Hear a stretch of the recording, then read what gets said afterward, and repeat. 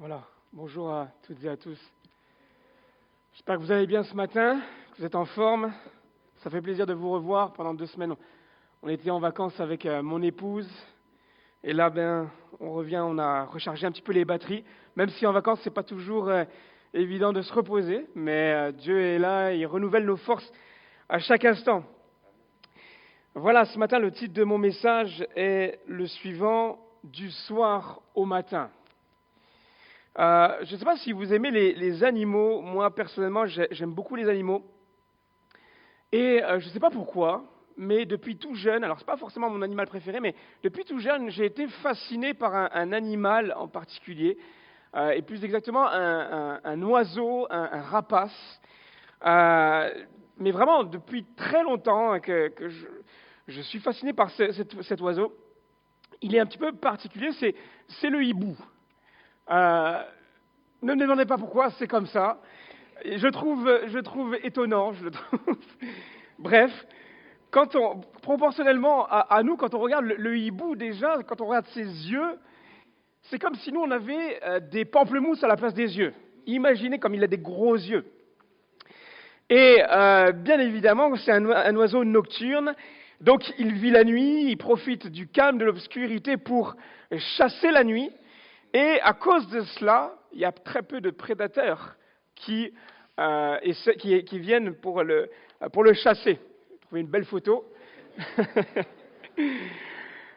Et quand on regarde le hibou, on se rend compte d'une chose, c'est que leur rétine, ce sont les scientifiques qui disent ça, leur rétine, en fait, elle contient plus de cellules sensibles à la lumière faible plutôt qu'aux couleurs. Ça veut dire quoi? Ça veut dire qu'au détriment de posséder une vision colorée, les hiboux possèdent une vision quasi parfaite la nuit, dans l'obscurité, la plus totale. Leur vision leur permet d'évaluer également les distances avec une très grande précision, et aussi ils possèdent une ouïe assez fantastique puisqu'ils arrivent à détecter des rongeurs sous la neige, carrément. Mais en plus de cela, quand on regarde le hibou, les ailes, les plumes du hibou leur permettent en fait d'être quasiment silencieux lorsqu'ils approchent de leur proie. J'avais vu une vidéo une fois où ils faisaient une comparaison de différents rapaces et on voit vraiment le hibou qui vole. On n'entend pas du tout ses ailes en pleine action. Alors ce matin, je ne suis pas là pour faire un cours sur le hibou, mais quand on regarde la vie du hibou, son anatomie, le hibou est parfaitement adapté pour vivre la nuit, pour être un chasseur efficace dans l'obscurité. Et lorsque je regarde la Bible, lorsque je lis la Bible, je me rends compte d'une chose, c'est que Dieu ne nous invite pas simplement à être efficace durant une période. Dieu ne nous invite pas à être efficace durant simplement un cycle, mais la Bible nous invite à être efficace en tout temps. Dans les temps d'obscurité, comme le hibou, comme dans les temps où la lumière est là, comme dans les temps où tout va bien, dans les temps difficiles, comme dans les temps plus faciles. La vie, elle est composée, vous le savez, de saisons, de cycles, et ces cycles reviennent régulièrement. Mais durant ces cycles, le Saint-Esprit nous aide, nous permet de vivre une vie conforme à Jésus-Christ. Et ce matin, j'aimerais m'arrêter un instant avec vous sur un petit texte, un petit morceau de verset. C'est même pas le verset complet, quelques mots en fait que l'on peut lire dans le premier chapitre de la Genèse. On peut même parfois l'occulter tellement il est limite insignifiant. Mais pourtant, il y a beaucoup de choses qu'on peut en retirer. Et ce matin, je voudrais voir 3 points avec vous. Et on va le lire ensemble. C'est un refrain, en fait, qui revient par 6 fois lors des 6 jours de la création pour clôturer l'œuvre de Dieu. Et il est dit ceci: il y eut un soir et il y eut un matin. Genèse chapitre 1, verset 5. À travers cette simple déclaration, j'aimerais nous rappeler certaines vérités fondamentales et certaines bases pour pouvoir aller de l'avant avec Dieu. La première chose que nous allons voir, et je ne dis pas ça parce que je suis corse, mais la priorité est au repos. La deuxième chose que nous allons voir, c'est que la fin d'une chose vaut mieux que son commencement. Et troisièmement, Dieu fait apparaître le matin. Premièrement, la priorité est au repos. Dans notre société, on a l'habitude de faire d'abord une activité. Quand on se lève, d'abord on va à nos occupations. Et puis par la suite, une fois qu'on a travaillé, une fois qu'on a fait tout ce qu'il y avait à faire durant la journée, on se repose. On rentre à la maison et on passe notre soirée tranquille, ou du moins après il y avait les tâches ménagères, mais à la fin on dort. Mais lorsque je regarde le texte, c'est un petit peu différent. D'abord, il est dit, il y eut un soir, et ensuite, il y eut un matin. La première chose qui arrive, ce n'est pas le matin, mais c'est le soir. Et quand je regarde la culture des Juifs de l'époque, et même encore aujourd'hui par rapport au Shabbat, on se rend compte d'une chose, c'est que les Juifs commençaient leur journée entre les deux soirs. C'est-à-dire que les 12 premières heures de la nuit sont la première partie de la journée, et puis ensuite, il y a les 12 dernières heures qui font le jour. Quand on regarde le Shabbat aujourd'hui encore, lorsqu'on était en Israël, lorsqu'on était à l'école biblique, on voyait le Shabbat commence le vendredi soir et il finit le samedi soir. Le jour commence en soirée, mais au-delà de ça, frères et sœurs, le jour commence lorsque l'homme doit se reposer. Le jour commence lorsque l'homme doit s'endormir. Il y a une époque où, personnellement, j'aimais me coucher au petit matin. Et puis, avec les années, et puis avec certaines choses, l'intervention de Dieu aussi, eh bien, j'ai changé un petit peu mon mode de fonctionnement. Et je me suis rendu compte, cet été encore, lorsqu'on était en Corse, que lorsqu'on commence à me parler de théologie ou de je ne sais quoi à partir de 23h30, 23h45, terminé, vous m'avez perdu. C'est comme s'il y a un bouton off qui est là, qui est appuyé. Et je comprends à ce moment-là, j'ai besoin de repos, j'ai besoin de dormir. Et Dieu nous rappelle une leçon importante, frères et sœurs, c'est que la première chose que Dieu nous demande de faire en tout temps, ce n'est pas d'aller à l'église, ce n'est pas d'effectuer un service à l'église, ce n'est même pas de donner notre argent aux plus démunis, mais la première chose que Dieu m'appelle à faire, c'est de me reposer en lui. La première chose que Dieu m'appelle à faire, c'est de lui faire confiance et de le placer en priorité dans ma vie. Et comprenez-moi bien ici, quand je dis ça, je ne suis pas en train de dire qu'il faut se lever chaque nuit pour prier pendant des heures et des heures. Non, c'est pas ça. Mais c'est de cesser de lutter par nos propres forces, de remettre nos problèmes entre les mains de Dieu, de lui faire confiance et de dire, Seigneur, même quand tout va mal, je sais que tu es là. Il y a comme ici une relation de cause à effet. Lorsque la nuit arrive, l'homme va se reposer. Et à part certaines exceptions de certains métiers qui veulent cela, et force à vous, peut-être que certains travaillent la nuit, vraiment que Dieu puisse renouveler vos forces, mais normalement, de manière générale, l'homme cesse ses activités. L'homme cesse son travail la nuit, parce que physiologiquement parlant, vous l'avez compris, le corps se repose la nuit lorsque le monde est dans l'obscurité. Mais ce qui est étrange, c'est que quand on regarde spirituellement parlant, on se rend compte que l'homme a tendance à faire l'inverse. Lorsque la nuit arrive, lorsque le brouillard arrive, lorsque l'obscurité arrive, lorsque tout va mal, eh bien, on a tendance non pas à se reposer, mais on a tendance à s'agiter. L'homme a tendance à commencer à paniquer, à commencer à sombrer, alors que c'est tout l'inverse que Dieu nous appelle à faire. Lorsque le ciel s'assombrit, lorsque je n'arrive plus à me repérer, à avancer, lorsque la confusion, le chaos arrive, ça ne doit pas me conduire à l'activisme. Ça ne doit pas me conduire à l'activité, ça ne doit pas me conduire à rechercher des solutions humaines, mais ça doit me conduire à me reposer en Dieu et en Dieu seul. Dieu m'appelle à être dépendant de lui, et pas simplement en un pasteur. Oui, nous sommes là pour parler, pour discuter avec vous, pour prier avec vous, mais nous ne sommes pas Dieu. C'est Dieu qui fait les choses. C'est Dieu qui vient et qui donne le calme, qui calme la tempête. Et peut-être que ce matin, tu es là et tu vis une épreuve difficile. Tu es là, tu te dis, mais je ne sais pas où est-ce que je m'en vais, Seigneur. Je ne sais pas ce que tu as prévu pour moi. Mais ce matin, Dieu veut te rappeler que même si tu ne sais pas tout cela, Dieu a prévu quelque chose pour toi.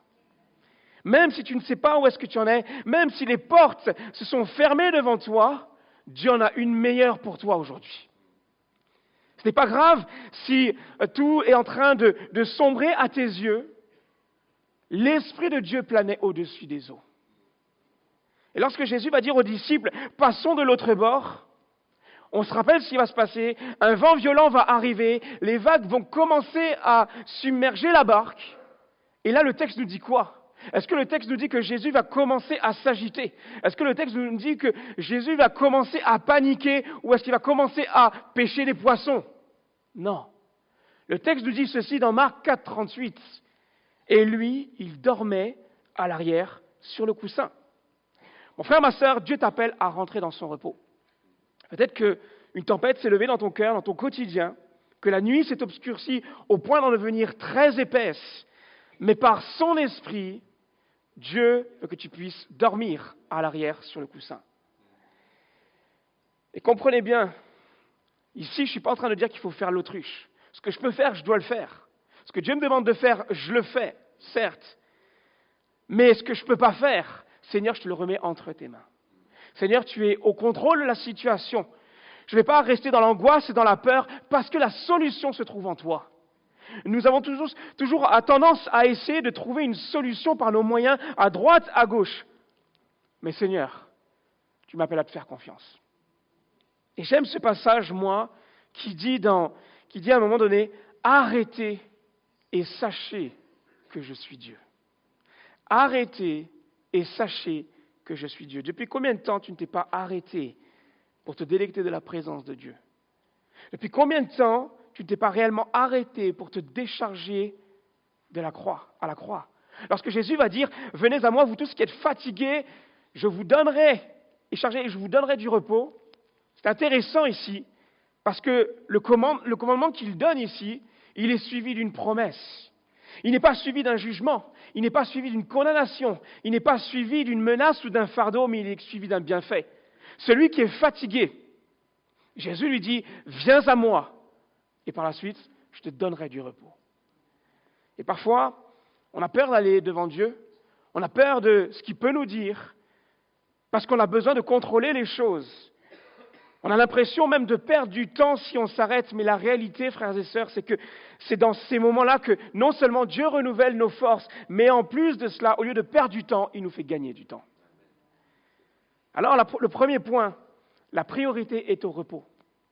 La deuxième vérité fondamentale que Dieu nous rappelle à travers ce passage, c'est que la fin d'une chose vaut mieux que son commencement. Et bien évidemment, vous l'avez reconnu, que cette citation, elle est tirée d'un verset de la Bible que l'on peut lire dans Ecclésiaste chapitre 7, verset 8, où Salomon va dire ceci, « Mieux vaut la fin d'une chose que son commencement, mieux vaut un esprit patient qu'un esprit hautain. » Ici, le contexte est vraiment justement dans l'adversité. Comment est-ce que nous réagissons? Comment est-ce que nous avançons? Ce texte nous invite finalement à une vision à long terme. Ce n'est pas simplement à court terme, mais à long terme, à regarder au-delà de ce que je peux voir. Et seulement la vision à long terme, frères et sœurs, elle m'invite à être muni de patience. Et c'est difficile, la patience. Lorsque nous revenons à notre texte de base, il y eut un soir, il y eut un matin. La première période, la période du soir ici, elle dure un certain laps de temps. Le matin, ensuite, il arrive, mais il n'arrive pas tout de suite. Et parfois, c'est un petit peu comme ça que l'on vit les choses. Notre obscurité, notre soir est là et il dure. Il dure et il dure. Et on a comme l'impression d'avoir la tête dans la machine à laver et ça tourne et ça tourne et ça tourne. Les secondes sont des minutes, les minutes deviennent des heures. Mais dans ce laps de temps qui peut être long, Dieu nous appelle, Dieu t'appelle à la patience. Il y a quelque chose qui peut m'aider à patienter. Et ce quelque chose, c'est justement cette vision à long terme. Ce quelque chose qui peut m'aider à patienter, c'est de croire et de se rappeler qu'après le soir, il y a le matin. Après la nuit, après il y a la lumière, il y a le jour. La fin du cycle, ce n'est pas le soir. La fin du cycle, ce n'est pas ton problème, ce n'est pas ton épreuve, tes ténèbres. Non, non. Mais alors que tout me paraît sombre, je veux croire, Seigneur, que tu as quelque chose de prévu pour moi par la suite. Donc ce matin, je veux t'encourager. Ton épreuve n'est pas la finalité. Et Dieu t'encourage à avoir une vision plus large. Quand je regarde le peuple d'Israël, c'est justement ce qui a manqué au peuple. Et je ne veux pas lancer la pierre au peuple parce que je ne sais pas comment j'aurais réagi à leur place. Mais rappelez-vous ce qui va se passer alors qu'ils vivaient en Égypte, qu'ils étaient esclaves sous la douleur, sous les fouets des Égyptiens. Leur cri va monter jusqu'au trône de Dieu. Dieu va entendre et il va leur envoyer un libérateur, Moïse. Et par la puissance de Dieu, on sait ce qui va se passer avec les plaies d'Égypte, tout ce qui s'ensuit. Dieu va libérer le peuple d'Israël. Israël va passer par la mer Rouge, et Dieu va engloutir ensuite les Égyptiens sous la mer. Et lorsqu'ils vont sortir de là, lorsqu'ils vont rentrer dans le désert, mais qu'est-ce qu'il est dit? Quand ils vont rentrer dans le désert, au bout de 3 jours, il n'y avait pas d'eau. Et ils vont arriver à cette eau Mara, qui signifie amère. Et finalement, cette eau Mara va devenir un petit peu leur état de cœur. L'amertume va prendre place en eux. Le murmure va être là contre Moïse. Et pourtant, Dieu va malgré tout agir. Il va adoucir les eaux. 2 mois plus tard, ils vont carrément regretter l'Égypte. Ils vont dire, mais en Égypte, il y avait de la viande à satiété. Il y avait du pain en abondance. Aujourd'hui, on n'a que la manne. Ils vont encore murmurer. Pourquoi? Parce que leur vision était basée, non pas sur le long terme. Leur vision était basée sur le passé. Un petit peu à l'image de Lot, quand elle va se retourner, elle va se transformer en statue de sel. Mais pourtant, lorsque je regarde le texte, je me rends compte que tant avant, pendant et après leur sortie d'Égypte, Dieu va à chaque fois renouveler les promesses. Cette promesse qui disait que je vais vous donner, je vais vous faire entrer dans ce pays où coule le lait et le miel. Mais ils ne se sont pas focalisés sur cette promesse de Dieu. Israël aurait pu se dire à ce moment-là, mais s'il nous a promis ce pays, s'il nous a promis de nous bénir, alors on ne va pas mourir dans le désert. Mais Dieu va pourvoir à nos besoins. L'épreuve est là, mais ce n'est pas la finalité. Le soir est là, la nuit est là, mais le matin va arriver. Et malheureusement, parce qu'ils ne s'étaient pas attachés à cette vision à long terme, parce qu'ils regardaient constamment en arrière, ils vont, pendant 40 ans, tourner dans le désert. Et il est dit que cette génération va finalement mourir au désert. Elle ne va pas connaître le pays promis. Vous savez, moi, je connais un couple, malheureusement, ça fait plus de 30 ans qu'ils sont convertis. Et à chaque fois que je les vois, ils sont dans la critique, ils sont dans le jugement, ils sont mécontents. Pire encore, on a rencontré un commerçant qui est pas du tout chrétien et qui nous disait, mais telle et telle personne vont dans votre église, et on disait oui, alors c'est pas ici. Hein. Et puis quand on a dit ça, le commerçant a dit, mais attention, parce qu'il faut voir ce qu'ils disent sur votre église et sur vous. Hein. C'est terrible en fait. Combien de personnes aujourd'hui sont dans l'amertume? Combien de personnes sont là à ressasser le passé? Quand notre vision est basée sur les circonstances négatives et sur le passé, frères et sœurs, tôt ou tard, elle nous conduira vers l'amertume, vers le murmure, vers l'abandon et finalement vers la mort spirituelle. En 1952, il y avait une nageuse du nom de Florence Chadwick. Je ne sais pas si vous avez déjà entendu parler de cette personne. C'était une spécialiste dans la nage en longue distance, nage en eau libre. Et cette femme avait, à un moment donné, s'était fixé un objectif, c'était de parcourir les 34 kilomètres qui séparaient l'île de Catalina jusqu'à la Californie. Sauf que lorsqu'elle va s'engager dans cet objectif, elle va se rendre compte que la mer était glacée, que le brouillard était épais, à tel point qu'elle n'arrivait pas à voir les côtes. Et donc, à cause de cela, après plus de 15 heures à nager dans ces eaux exténuées et découragée, elle va demander à arrêter. Elle va sortir de l'eau, et puis, à la fin, elle va réaliser qu'elle était à peine à 1 kilomètre de l'arrivée de son objectif. Alors, 2 mois plus tard, elle va tenter de nouveau sa chance dans les mêmes conditions. La mer glacée, le brouillard épais. Et là, elle va réussir. Et à la fin de son objectif, il y a quelqu'un qui va l'interviewer, qui va poser cette question, qui va dire, mais qu'est-ce qui a changé entre ces 2 mois? Et là, elle va répondre cette phrase qui est restée dans les annales. Elle va dire ceci: la dernière fois, je n'arrivais pas à voir la côte. Cette fois, je l'avais dans mon esprit tout du long. La deuxième fois, elle ne s'est pas arrêtée aux circonstances qui l'entouraient, mais elle avait fixé son regard sur son objectif. Elle avait fixé son regard sur le long terme, cette vision à long terme, et elle a fini par atteindre la côte. Et mon frère, ma sœur, Dieu ce matin t'encourage à continuer de nager jusqu'à atteindre la côte. Il est avec toi. Dieu ne va pas t'abandonner dans les eaux troubles. Non, non. Parce que la fin d'une chose vaut mieux que son commencement. Et la vision qu'il a pour toi est une vision à long terme. Et dans cette vision, l'homme est appelé à passer du soir au matin. Alors, la première vérité, c'est que nous sommes appelés à nous reposer en Dieu. Deuxième vérité, c'est que la fin d'une chose vaut mieux que son commencement. La troisième vérité, ce matin, c'est que c'est Dieu qui fait apparaître le matin. Et souvent, on a du mal avec cela. Et il y a un élément qui est important à garder en tête, frères et sœurs. C'est que le matin qui pointe le bout de son nez, c'est Dieu qui le fait apparaître. Dieu fait apparaître le matin en envoyant une lumière qui est issue de lui.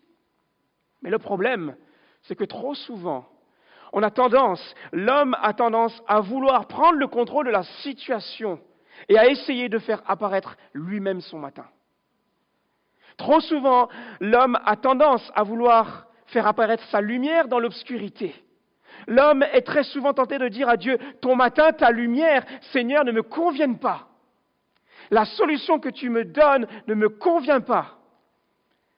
La façon dont tu pourrais m'apporter la bénédiction, la paix, la joie ne me conviennent pas, parce que dans ma conception des choses, ça doit se passer comme ci et comme ça.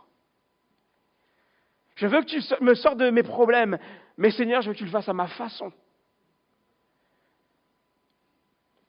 Mes frères et sœurs, les matins qui sont issus de nous-mêmes, ce sont des matins artificiels. Le vrai matin, celui qui chasse l'obscurité, c'est celui que Dieu envoie. Et peut-être que tu es là ce matin et tu luttes, tu vis une situation complexe, et tu essaies de trouver ton matin, tu essaies de trouver ta lumière en allant à droite, à gauche. Et tu dis justement à Dieu, écoute, la solution que tu peux m'apporter, moi, elle ne me plaît pas.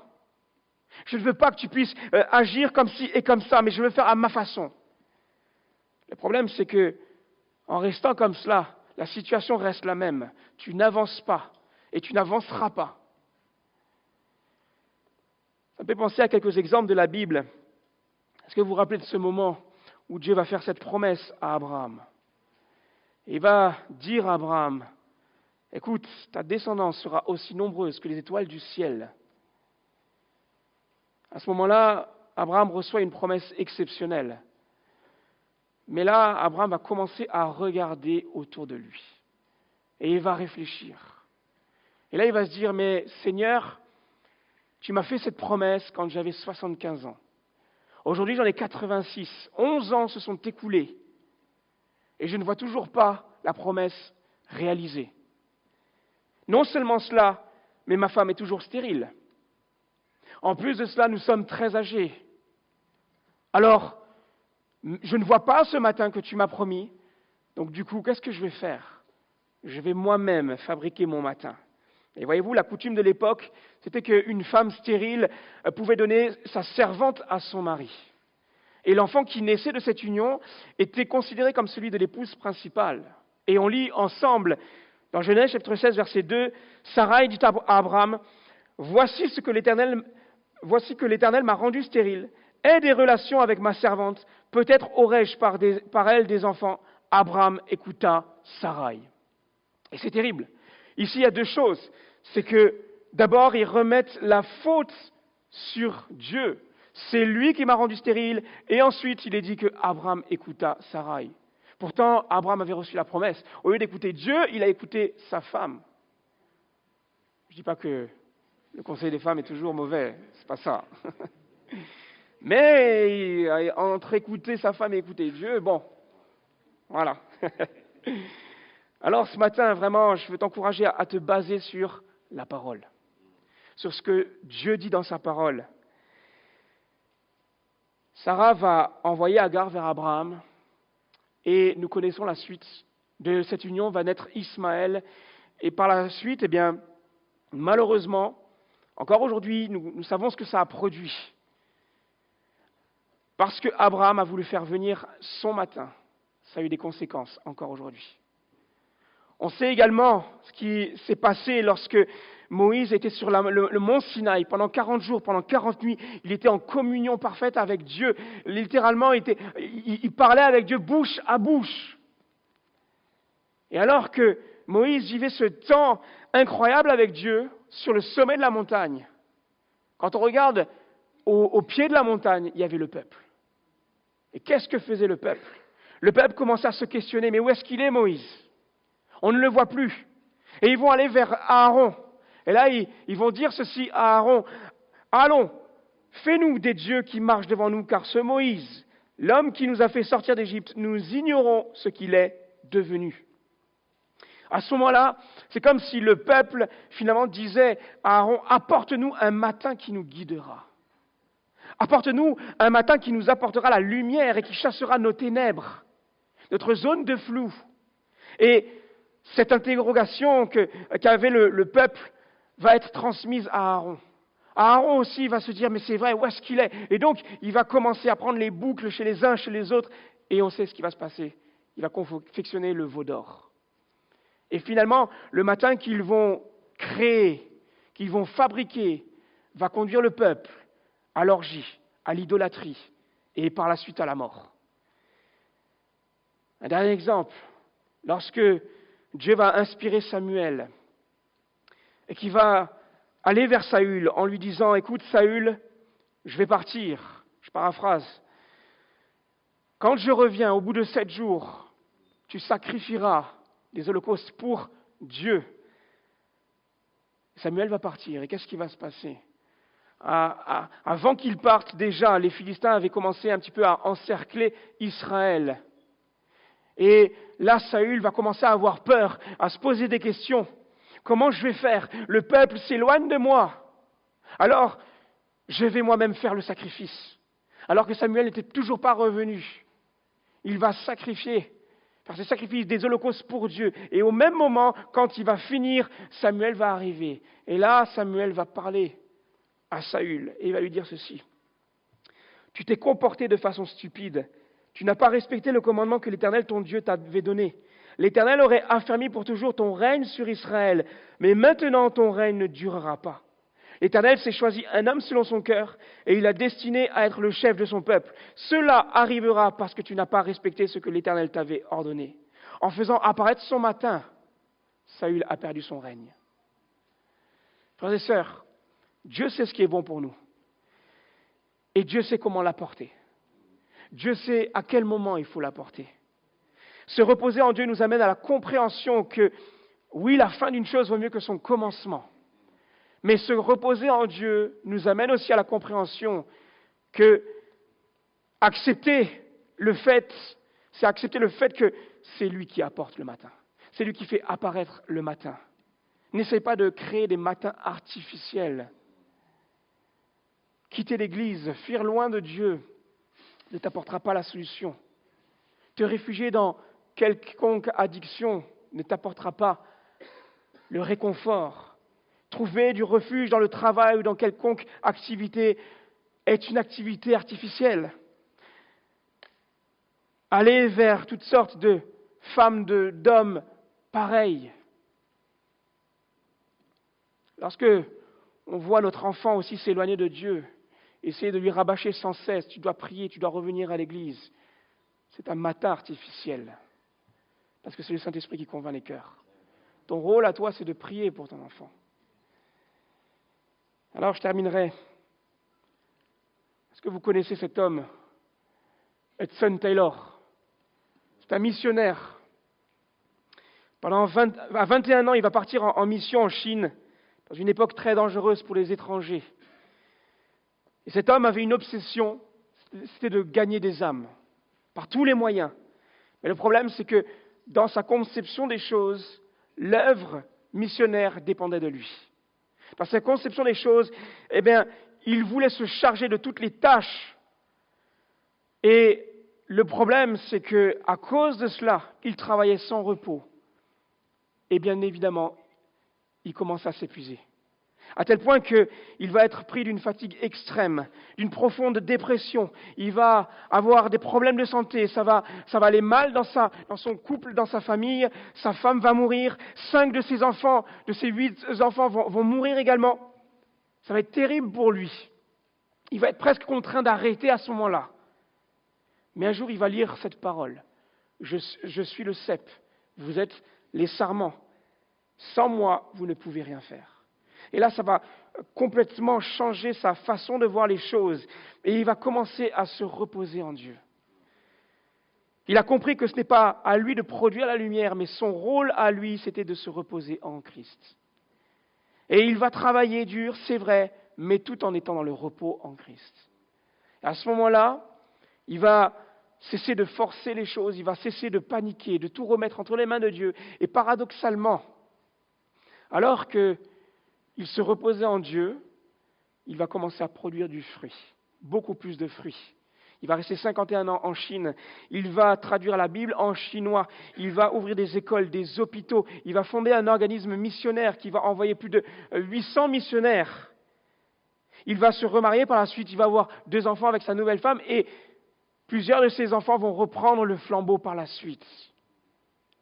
Il a compris que, au bout d'un moment, c'est vrai, il y eut un soir, mais il y eut un matin. C'est un petit refrain qui revient comme un cycle pendant toute la durée de la création. Et alors que la vie est faite de cycles, la vie est faite de saisons, frères et sœurs, dans chacun de ces cycles, Dieu nous fait réaliser encore ce matin que nous sommes appelés à nous reposer en lui. Nous sommes appelés à réaliser que la fin d'une chose vaut mieux que son commencement. Je le répète, ton problème n'est pas la finalité, si tu te reposes en lui. Et c'est Dieu qui fait apparaître le matin. Et je vais terminer par ce verset dans Jean chapitre 8, verset 12. « Je suis la lumière du monde, dit Jésus. Celui qui me suit ne marchera pas dans les ténèbres, mais il aura au contraire la lumière de la vie. » Amen. On termine en prière. Seigneur mon Dieu, merci pour ta grâce. Merci pour ta parole. Merci pour ton encouragement, Seigneur mon Dieu, parce que tu es celui qui, effectivement, nous fait comprendre qu'après le soir, il y a le matin. Seigneur, je veux te remettre, mes bien-aimés. Peut-être que certains passent par des moments difficiles, passent par des moments de soir, d'obscurité, Seigneur. Tu leur fais comprendre qu'après le soir, il y a le matin. Seigneur, tu renouvelles les forces, Seigneur, de chacun. Seigneur, tu encourages encore quelqu'un qui est au plus bas, Seigneur mon Dieu. Même, Seigneur, s'il voit simplement l'obscurité, Seigneur, fais-lui comprendre dans ta vision à long terme qu'il y a à un moment donné la côte qui est là. Seigneur mon Dieu, merci pour ta grâce et que nous puissions tous les jours s'appuyer sur toi. Gloire à toi, mon Dieu. Amen.